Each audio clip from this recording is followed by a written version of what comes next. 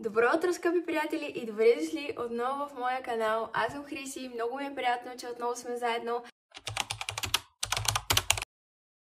Днес ви взимам с нас, защото отиваме на едно много интересно място. Отиваме в Холандия. Решили сме да минем през няколко града, освен Амстердам. Имаме запазена резервация и на едно много интересно място. В смисъл, купихме билети, не е запазена резервацията, но много се вълнувам, защото е много интересно и различно място от това, където сме били сега. Марти всъщност е ходил там. Честно казано, казва, че не е впечатлен от града, от държавата, но ще видим пак. Може сега да ги погледне с други очи, като отива с мен, разбира се. Сега всъщност сме готови, чакаме нашите приятели да дойдат. Те идват от малко по-далеч и се чакаме пред нас. Аз вече съм готова, избрала съм много сладък аутфит и просто се надявам да стане топло, за да си махна чорпогашника, защото мразя чорпогашници. Но да, това е сега, имам още малко да се дооправя и след това тръгваме, защото сме се разбрали към 8 часа да тръгнем. Амстердам ни е на около 4 часа, което е доста далеч, но ние сме си разделили пътя до там на по-малки спирки, така да го кажем. Ще ви взема с нас във всичко.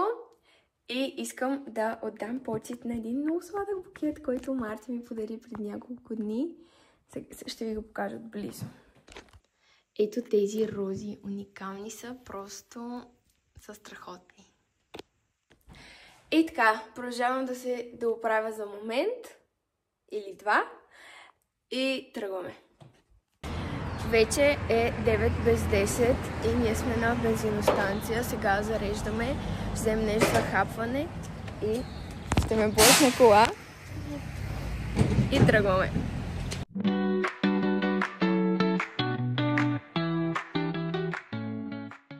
Спряхме на бензиностанция и аз съм гримирана ето така от едната страна, но това е риска в това да се гримираш в колата.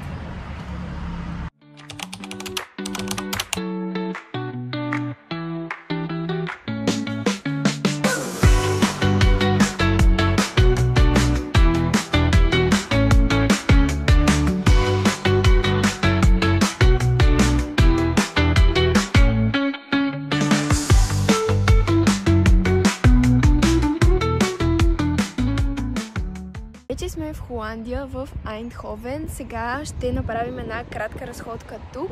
Ще ви покажа нещата, които ще видим. И след това нашето пътешествие продължава. Това не е крайната ни дестинация. В началото на пътуването сме. И отивам да въведа номера на колата.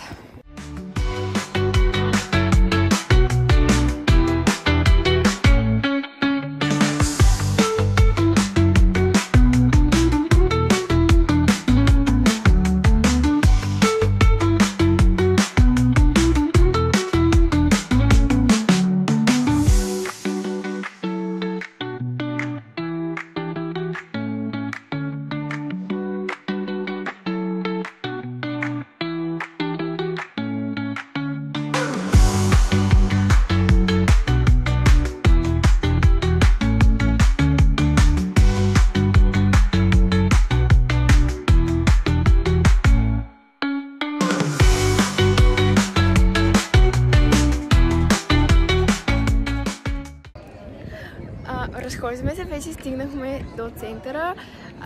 Планирахме си някои места, които искаме да видим и честно казано тук няма кой знае какво да се види. Едно от местата всъщност в момента е точно зад нас, музея на Филипс.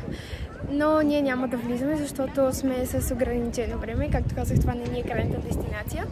И затова просто се отбиваме тук. Има много магазинчета, такива за дрехи, има фастфуд, ресторанти, така че е горе-долу добре. Времето е страхотно, просто много е добре. Всъщност и вчера празнува тук деня на краля, което е много яко.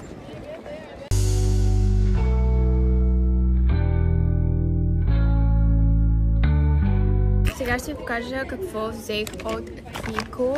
Взех си, защото аз реално нямам нужда от гланцове и такива работи. И си взех, дадоха ми 2 тестърчета за нещо си.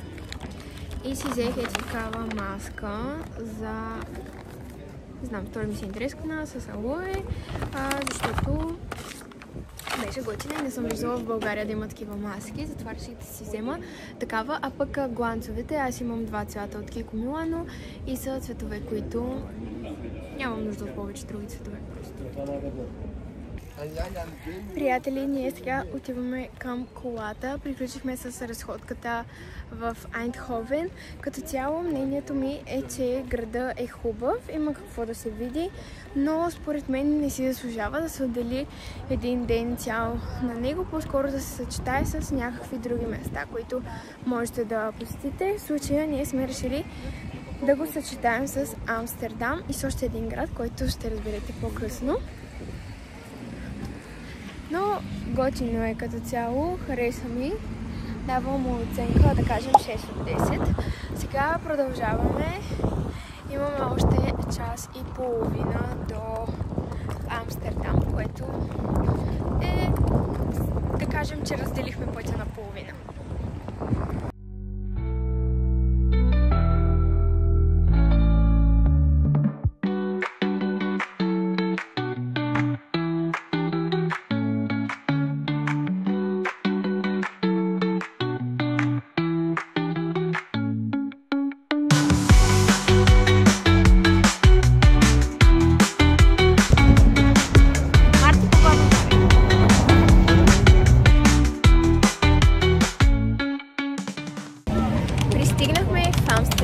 Имам вече някакви впечатления, които после ще ви споделя. Сега започваме нашата разходка. Имаме около 1 час до мястото, на което ще трябва да отидем, защото сме си резервирали билети за едно място, което ще напиша на екрана, защото честно казвам не знам как се казваше. И така сега обръщам, за да ви показвам какво виждаме и ние.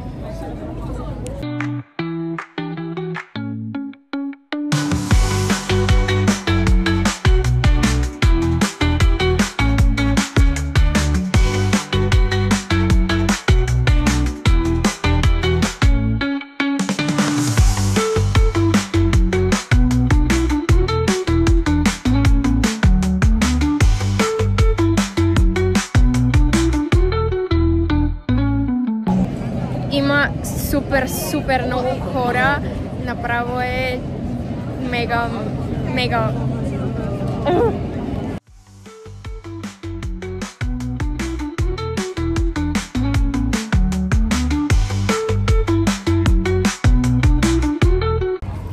Мирише супер силно на трева и всеки може да си пуши спокойно съответно.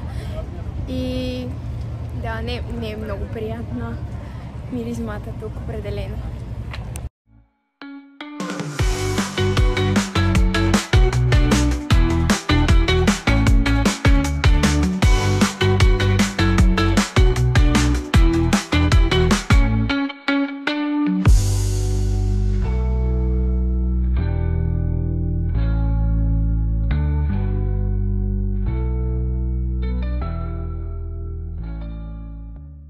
Уличките са много малки, много сладки, много е готино. Сега сме в частта с червените фенери. Малко е... Щях да ме блъснат. Малко е странно, но сега продължаваме. Още малко имаме време да се разходим.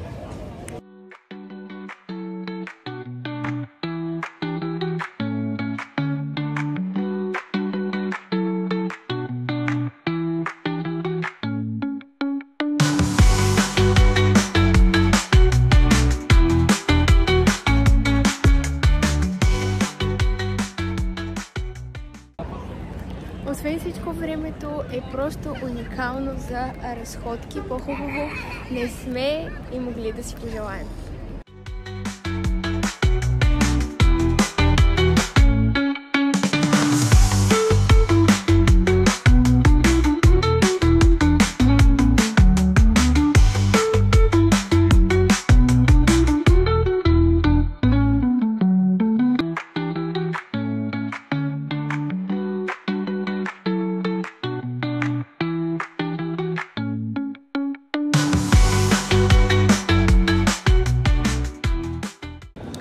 Приятели, вижте каква калорийна бомба си взех. Има ягоди, сметана, орео пъсто. Плановете ни в Амстердам много се промениха, но за това ще ви разкажа малко по-късно или утре, когато си изкажа цялото мнение за пътуването. Сега вече сме в Ротердам, град номер 3 от Холандия. Продължава нашето пътуване, нашата разходка. Сега ще търсим къде да паркираме, защото спряхме на едно място, но не сме сигурни дали можем да спрем точно там.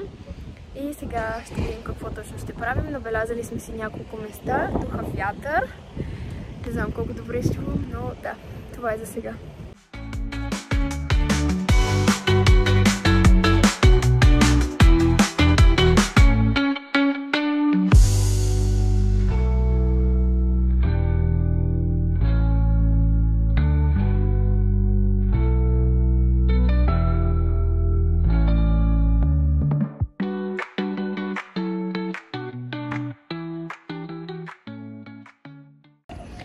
Виждате залеза зад мен. Много готино. Има уникални сгради тук. Просто е много готино. Направо се чудя на къде да погледна. Може да видите и зад мен. И са много високи също така. А сега отиваме да разгледаме още малко в града. Ядохме уникални дюнери. Просто бяха страхотни. Уникални.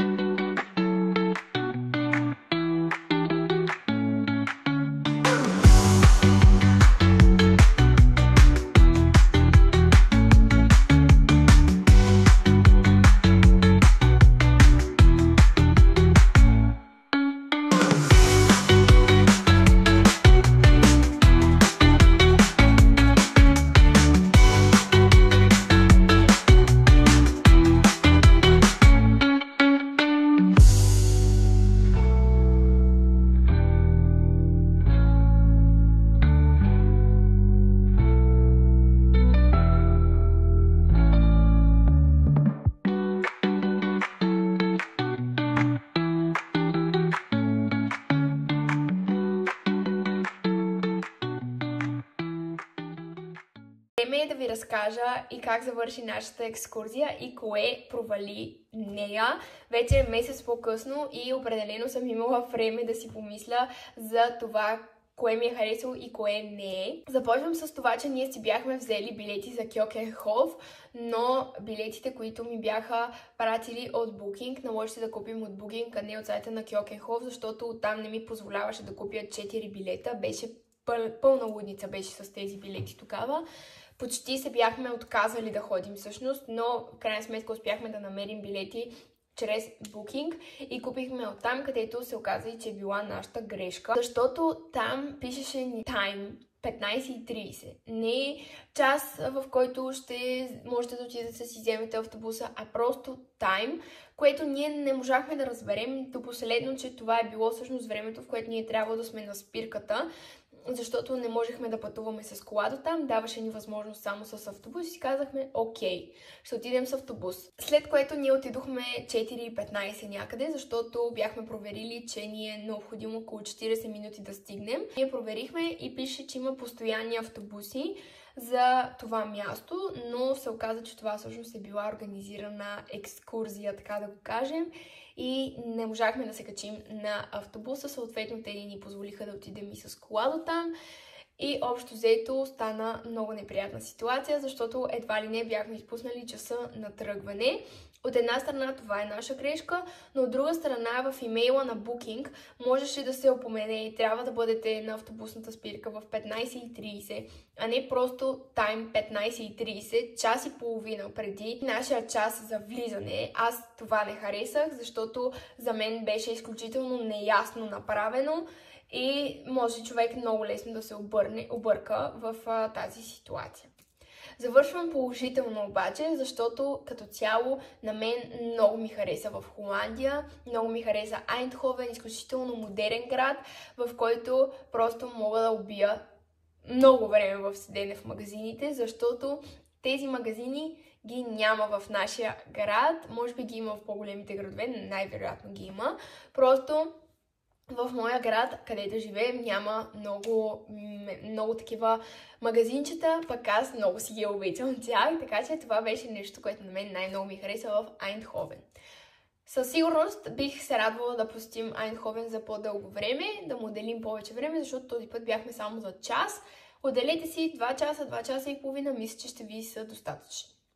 След това продължихме към Амстердам, което беше нагоре-долу час и малко път от Айндховен. Отидохме до там и много ми хареса още по пътя към паркинга, където си бяхме намерили. Страшно много ми хареса самите къщи, много ми харесаха. Хората бяха едни такива щастливи. Между другото, ние когато бяхме, беше Деня на краля и беше много мръсно поради тази причина. Аз ще сложа по екрана, беше страшна мизерия. Имаше боклуци навсякъде. Те хората просто бяха заринати в боклуци. За мен това беше много странно, но предполагам, че просто неделя е неработен ден, съответно те празнуват в събота и няма в неделя кой да излезе да почисти, което беше малко недобре направено. Не изглеждаше много приятно да се вижда тази атмосфера, просто миришеше много гадно на боклуци, тревата също много гадно миришеше на трева. През цялото време почти навсякъде всеки пушеше трева, което аз разбирам, че е законно, но за мен беше малко шоково как това е напълно нормално. Тази миризма там беше супер натрапчива. Това е нещо, което не ми хареса.